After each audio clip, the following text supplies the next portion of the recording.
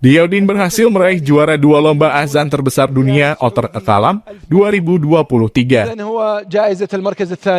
Satu-satunya wakil Indonesia, Diyaudin berhasil menjadi juara 2 lomba azan Outer Kalam 2023. Kompetisi Al-Quran dan lomba azan terbesar di dunia yang diselenggarakan oleh badan resmi pemerintah Arab Saudi. Allahu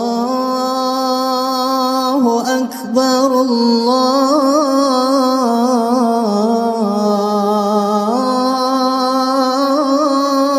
Akbar. Penampilan apik yang menggugah hati. Di setiap lantunan azannya membuat Dewan Juri memilih Diyaudin lolos ke final dan tampil sebagai runner-up di babak puncak.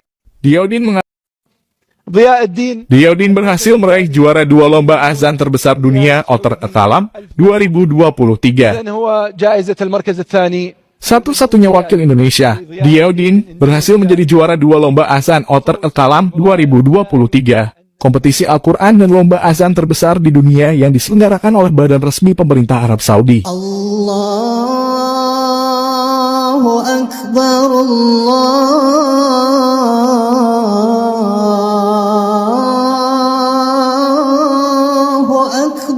Penampilan apik yang menggugah hati. Di setiap lantunan azannya membuat Dewan Juri memilih Diyaudin lolos ke final dan tampil sebagai runner-up di babak puncak. Diyaudin mengalahkan muazin cilik dari Inggris, Ibrahim Asad, dan Rahif Al-Hajj dari Lebanon. Juara pertama diraih oleh wakil tuan rumah Arab Saudi, Muhammad Sharif, yang memiliki khas dan irama azan yang kuat. Keberhasilan ini membuat Diyaudin berhak membawa pulang trofi dan hadiah 1 juta rial Saudi atau setara 3,9 miliar rupiah. Sementara juara pertama diganjar hadiah 7,9 miliar rupiah. Juara ketiga 1,9 miliar rupiah dan juara keempat 1,1 miliar rupiah. Hadiah terbesar bagi pemenang dalam lomba azan yang diselenggarakan di dunia. Tercatat lebih dari 50.000 peserta dari 165 negara di seluruh dunia mendaftar untuk berpartisipasi dalam lomba ini. Namun hanya 50 peserta terbaik dipanggil ke Arab Saudi untuk bertanding langsung. Dan hasilnya Diyaudin yang menjadi satu-satunya wakil dari Indonesia berhasil menjadi runner-up. Lomba bergengsi di tingkat dunia ini berlangsung sejak awal Ramadan 2023. Total hadiahnya mencapai 50 miliar rupiah atau yang terbesar di dunia. Tahun ini adalah tahun kedua penyelenggarannya. Selain azan, juga dilombakan kategori musabakah Al-Quran. Para peserta bersaing memperdengarkan keindahan suara mereka dalam melantunkan panggilan sholat maupun dalam membaca kalam ilahi.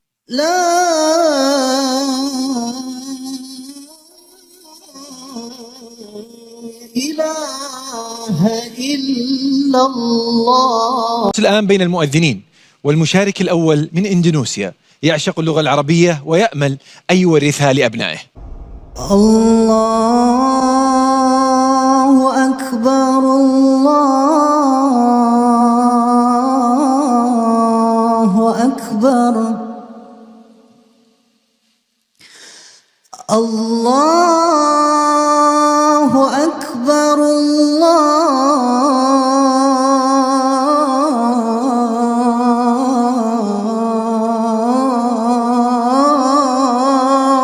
أكبر، أشهد أن لا إله إلا الله،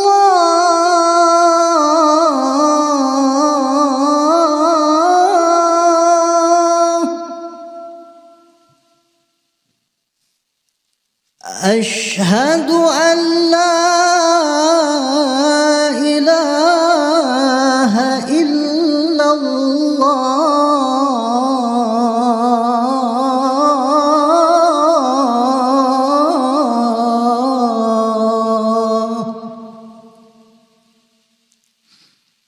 أشهد أن محمدًا رسول الله،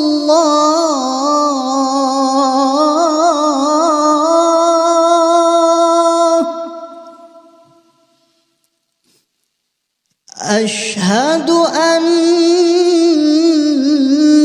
محمدًا رسول الله.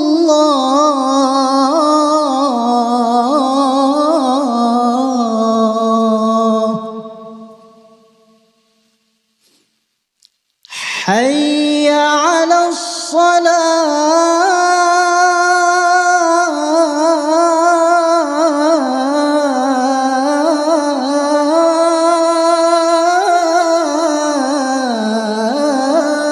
الصلاة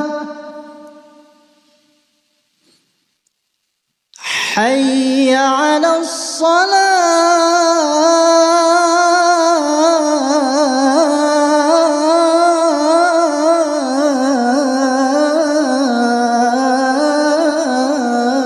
الصلاة حي على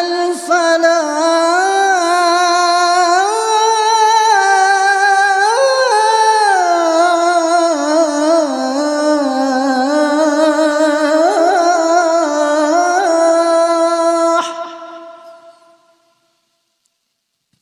حي على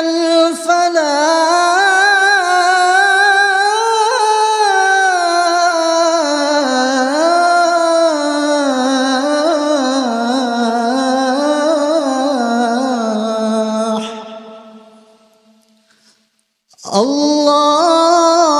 الله أكبر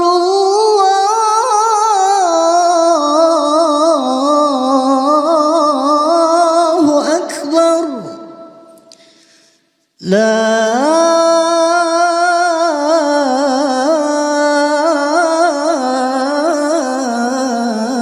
إله إلا الله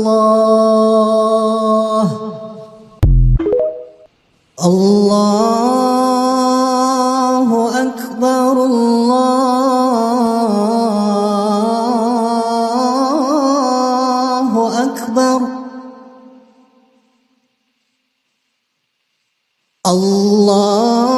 الله أكبر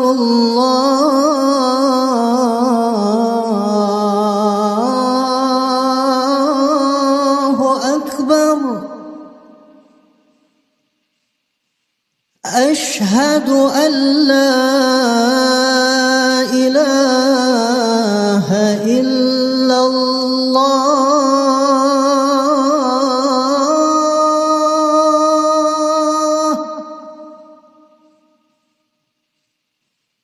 أشهد أن لا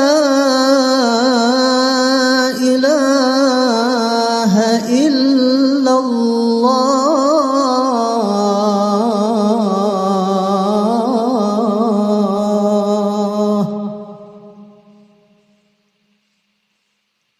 أشهد أن محمدًا رسول الله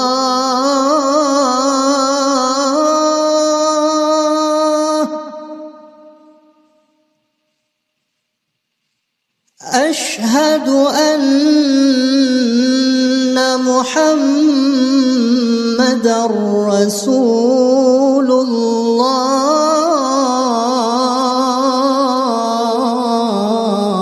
الله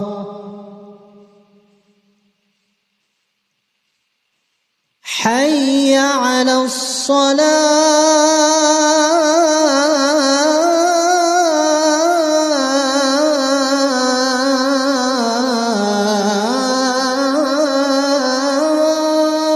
الصلاة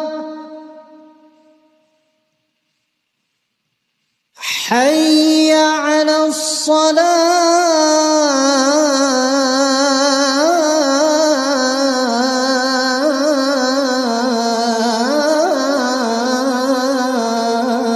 الصلاة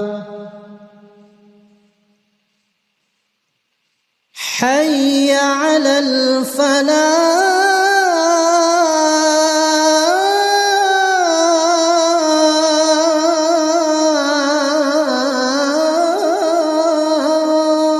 الفلاح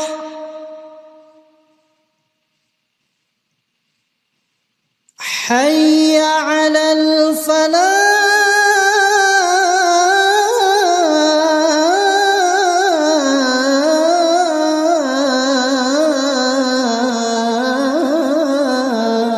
الفلاح الله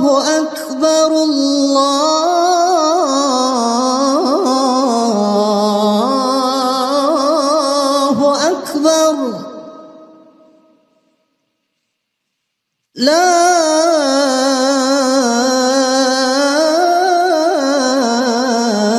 إله إلا الله